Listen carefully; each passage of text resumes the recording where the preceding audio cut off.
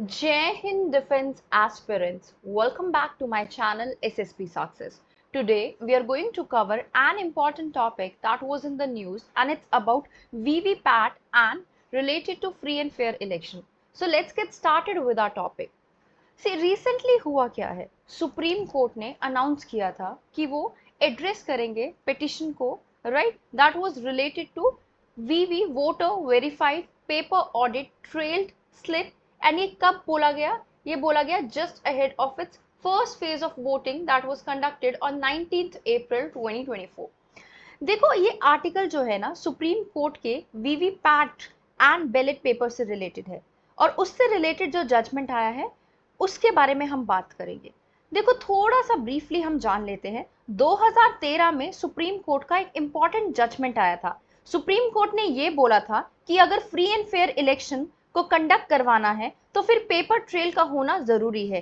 क्या मीनिंग है इसका? जैसे देखो, आज के टाइम पर voter verified paper audit trailed slips की बात की जा रही थी, राइट। सो बेसिकली ये बोला गया कि इनको मशीन के साथ, कौन सी मशीन के साथ? ईवीएम मशीन के साथ अटैच किया जाएगा। जैसे ही कोई वोटर किसी पॉलिटिकल पार्टी को वोट देता है तो साथ में वहां पर एक पेपर की रिसिप्ट जनरेट होती है। बाद में रिजल्ट को वेरीफाई भी किया जा सकता है। ईवीएम मशीन में डिजिटली वोट काउंट होंगे और वीवीपैट मशीन में किस कैंडिडेट को कितने वोट प्राप्त हुए हैं, दोनों रिजल्ट्स को मैच किया जा सकता है। तो ये चीज इलेक्शन कमीशन ऑफ इंडिया ने इंट्रोड्यूस की सुप्रीम कोर्ट के एक जजमेंट के बाद। बाद में सुप्रीम कोर्ट ने एक और ऑर्डर जारी किया और बोला कि किसी भी असेंबली कॉन्स्टिट्यूएंसी में कम से कम 5 पोलिंग बूथ पर आप ईवीएम के रिजल्ट्स को वीवीपैट के रिजल्ट के साथ मैच कर सकते हो, सो दैट अगर कोई भी डाउट हो ईवीएम की फंक्शनिंग को लेके, सो उस बिलीफ को तोड़ा जा सकता है, राइट। यही हमने देखा कि क्या है ये आपका VVPAT and what, like how it's working, और कैसे मतलब उसको उससे हम जो है वेरीफाई कर सकते हैं। इसके बाद राइटर बोलते हैं, लेकिन देखो, बहुत अनफॉर्चुनेटली वीवीपैट को इंट्रोड्यूस किया गया और ईवीएम में ट्रांसपेरेंसी लाने के लिए, लेकिन वीवीपैट को लेके ही डाउट आ गया। और वो कैसे? देखो, सुप्रीम कोर्ट में क्या हुआ, एक पिटिशन जारी की गई। पिटिशन जो है मतलब पिटिशनर ने पिटिशन की, और उसमें क्या हुआ, उसने 3 मांगे रखी सुप्रीम कोर्ट के सामने। अब उन मांगों की बात कर लेते हैं हम, राइट। वो मांगे क्या थी?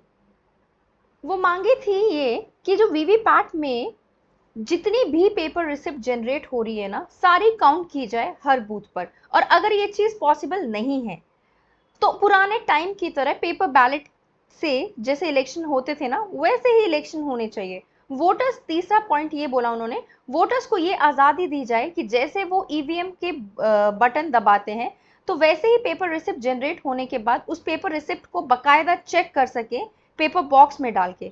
बट सुप्रीम कोर्ट ने इन डिमांड्स को रिजेक्ट कर दिया और बोला कि पेपर बैलेट की तरफ वापस जाना ये तो बहुत रिग्रेसिव कदम है। और ध्यान देने वाली बात यह है कि इससे पहले भी सुप्रीम कोर्ट ने 2 बार इसी प्रकार की मांगों को रिजेक्ट किया है, लेकिन इस बार सुप्रीम कोर्ट ने 2 डायरेक्शन जारी की हैं। और वो कौन सी है 2 डायरेक्शंस?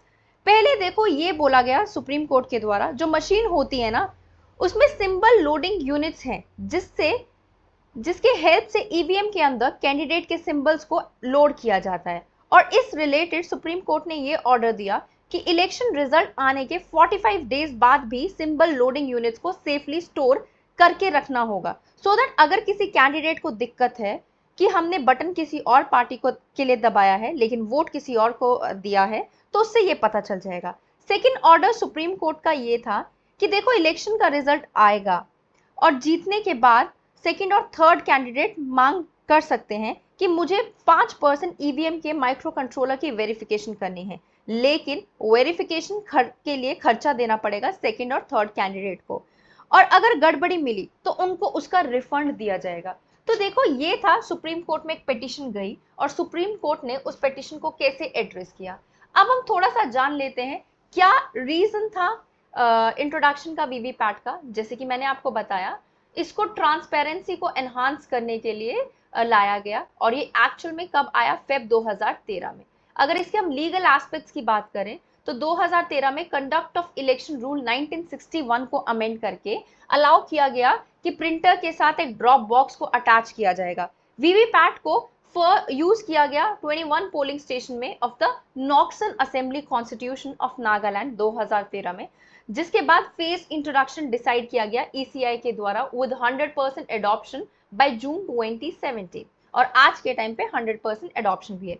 अब सुप्रीम कोर्ट के व्यूज की हमने बात कर ली वीवीपैट पे कि कैसे कैसे सुप्रीम कोर्ट ने अपने नए नए मतलब पिटिशनर्स को एड्रेस किया, राइट। अब क्या स्टैटिस्टिकल डेटा कहता है वीवीपैट के स्लिप्स को? इनिशियली इलेक्शन कमिश्नर्स ने use to match VVPAT paper slips, ठीक है, सो दैट वो देख सके कि एक्चुअल में ट्रांसपेरेंसी मिल रही है कि नहीं।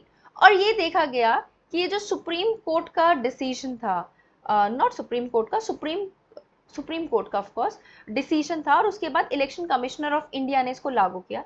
इसकी वजह से काफी ज्यादा ट्रांसपेरेंसी देखने को मिली। काफी सारे देशों में अभी भी ये जो पेपर बैलेट वाला सिस्टम यूज किया जाता है, क्योंकि उनको लगता है कि कहीं ना कहीं धांधलेबाजी हो जाएगी इलेक्शन में। लेकिन हमारा ये जो वीवीपैट वाला वो है, वो बहुत सक्सेसफुल रहा। और देखो काफी सारे हैकाथॉन्स और चैलेंजेस होते रहते हैं इस चीज को एड्रेस करने के लिए कि कोई वीवीपैट को जो है वो कर सकता है कि नहीं, मतलब हैक कर सकता है कि नहीं, और अभी तक कोई ऐसा कर नहीं पाया। सो इसका मतलब ये है कि ये काफी ज्यादा सक्सेसफुल साबित हुआ है। और जैसे जैसे कोई भी पेटिशन आता है तो उन पेटिशंस को एड्रेस किया जाता है सुप्रीम कोर्ट के द्वारा, right, by giving perfect justification, और जिससे इलेक्शन जो है फ्री एंड फेयर मैनर में हो सके और जिससे हम अपने कंट्री के इंटीग्रिटी को प्रोटेक्ट करके रख सके। So guys, that was all. I hope you like the video. If you like it, do like it, share it, and subscribe our YouTube channel SSP Success. Your likes and comments motivate us to make more and more videos on time. Thank you everyone.